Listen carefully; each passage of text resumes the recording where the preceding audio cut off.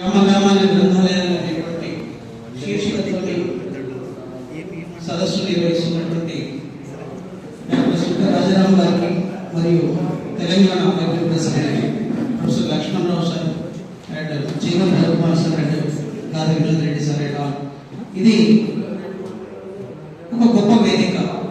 కవులు, రచయితలు, పరిశోధకులు, గ్రంథపాలకులు అందరి సమ్మేళనంతో జరగడం అనేటువంటిది ఇది గొప్ప శుభ పరిణామం. ఎందుకంటే చాలా సందర్భాలలో కవుల సమావేశాలు, పుస్తక రిలీజ్ సమావేశాలు, ఇటువైపు లైబ్రరీ డెవలప్మెంట్ సమావేశాలు జరుగుతాయి. కానీ ఇది రచయితలు రచించినటువంటి పుస్తకాలు గ్రంథాలయాలకు చేరుకుంటాయి. అదేవిధంగా పాఠకులను ప్రోత్సహించడానికి గ్రంథాలయాలు వేదికగా ఉంటాయి.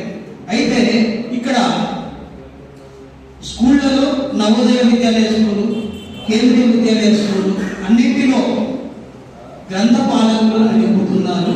అక్కడ చదివే అలవాటు పెరుగుతుంది. మన రాష్ట్రంలో కూడా 35 సంవత్సరాల క్రితం పౌర గ్రంథాలయాల్లో రిక్రూట్మెంట్ జరిగింది. ఆ తర్వాత జరగలేదు. గవర్నమెంట్ స్కూళ్లలో ఆటలు ఆడిపించడానికి physical director, physical education teacher ఉంటారు, ఆటలు ఆడిపిస్తారు. సర్వశిక్ష అభియాన్ కింద కొంత నిధులు ఇస్తున్నప్పటికీ చదివే అలవాటు పెంపొందించేటువంటి క్వాలిఫైడ్ లైబ్రరీ ప్రొఫెషనల్ లేకుండా రీడింగ్ హ్యాబిట్ ఎలా డెవలప్ అవుతుంది? ఇటీవల కాలంలో మన రాష్ట్ర ప్రభుత్వం ఫిలిప్పీన్స్ దేశానికి టీచర్స్ బృందాన్ని పంపించింది. దానికి ఎవరైనా లైబ్రరీ వెళ్ళారా? అన్ని ప్రభుత్వ వాళ్లలో పబ్లిక్ లైబ్రరీలో లైబ్రరీ ప్రొఫెషనల్స్ నింపినప్పుడు రీడింగ్ క్యాంపెయిన్స్ ద్వారా రీడింగ్ ప్రమోషన్ అవుతుంది.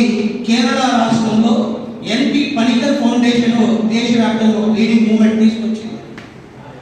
అలా రీడింగ్ మూవ్మెంట్ తెచ్చినప్పుడు సాధ్యమైంది. నేను పనిచేస్తున్న కళాశాల ఇంతకుముందు ఇక్కడ ఎన్జీ కార్యాలయం చేశాను. లైబ్రరీ ఫుల్ సీట్స్ నిండేయండి, నో స్పేస్ అలా ఉంది. ఇప్పుడు హైదరాబాద్ గవర్నమెంట్ డిగ్రీ కళాశాల ప్రతిరోజు నేను పనిచేస్తున్న లైబ్రరీ చిన్నగా ఉంది. ఎప్పుడు టైం దొరికినప్పుడు ఏ లెక్చర్ లీవ్ పెడతారో ఆ టైం చూసుకుని ప్రిన్సిపల్ అనుకుంటే క్లాస్కే నేను వెళ్తాను. అక్కడ బుక్స్ లో ఉండేటువంటి టెక్స్ట్ బుక్స్, రిఫరెన్స్ బుక్స్ ఇవన్నీ చెప్తాను. లైబ్రరీకి వచ్చినప్పుడు ఏ ఆర్టికల్ ఎలా ఉంటుందో చెప్తాను. రాష్ట్ర ప్రభుత్వం కూడా అన్ని విద్యా సంస్థల్లో పౌర గ్రంథాలయాల్లోనే కాకుండా ప్రతి పాఠశాలలో లైబ్రరీ నింపి రీడింగ్ లైబ్రరీ పీరియడ్ ఒకటి పెట్టి నెలలో కానీ ఎప్పుడో ఒకసారి కాగితాల రూపంలో చాలా ఉంటున్నాయి. నో బ్యాటరీ అంటున్నారు, కానీ అది సాధ్యం కావచ్చు. కాగితాలే కాదు, విద్యార్థులకి పాఠకులకి మానసికంగా అభివృద్ధి చెందాలంటే పుస్తకాలు ఎంతగానో తోడ్పడతాయి. నేను చదువుకునే రంగంలో సెలూన్ షాప్ పై పుస్తకాలు చదువుకునేటువంటి సందర్భాలు ఉన్నాయి. ఇప్పటి వరకు నేను పద్మశ్రీ వచ్చినటువంటి కళ్యాణ సుందరం గారిని కలిసాను. వారి ఇంటికి వెళ్ళేసేసి కొన్ని విఠలాచార్య గారి ఇంటికి వెళ్ళాను. అంకెగౌడ ఇటీవల కాలంలో కేంద్ర ప్రభుత్వము పద్మశ్రీ ఇవ్వక ముందు సెప్టెంబర్ నెలలో వెళ్ళేసేసి చూశాను.